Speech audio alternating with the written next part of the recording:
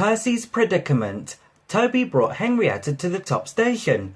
Percy was grumpily shunting. He said, grumbled Percy. Toby pondered the problem. He said at last. Their drivers and the station master agreed, and both engines set off. They thought it would be a nice change. Percy trundled away to the quarry. He had never been there before. He thought. He marshalled them in a lordly way. He said, and bumped them if they dallied. The trucks were annoyed. They grumbled. They whispered and passed the word. At last they were all arranged. Puffed Percy sharply.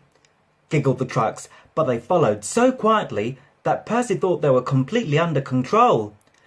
They rumbled along the twisty line till they saw ahead the notice saying, all trains stop to ping down brakes. Whistled Percy, but before he could check them, the truck surged forward. They cried.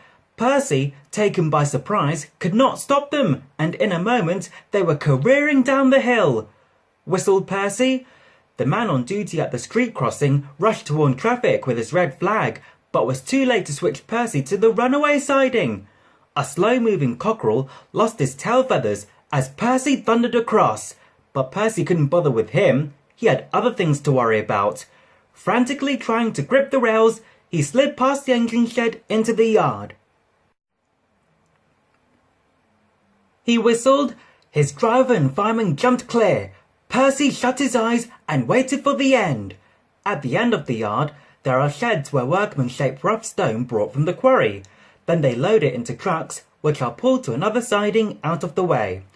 A train of these stood here when Percy came slithering down. The guard had left his van. He was talking to the station master. They heard frantic whistling and a splintering crash. They rushed from the office. The brake van was in smithereens. Percy, still whistling fit to burst, was perched on a couple of trucks, while his own trucks were piled up behind him. The Fat Controller arrived next day. Toby and Daisy had helped to remove most of the wreckage, but Percy still stood on his perch. Said the Fat Controller crossly. The Fat Controller went on. Percy sighed. The trucks wobbled beneath his wheels. He quite understood about awkward predicaments.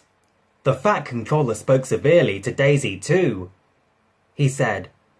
Daisy was ashamed. He went on. Said Daisy. The Fat Controller chuckled.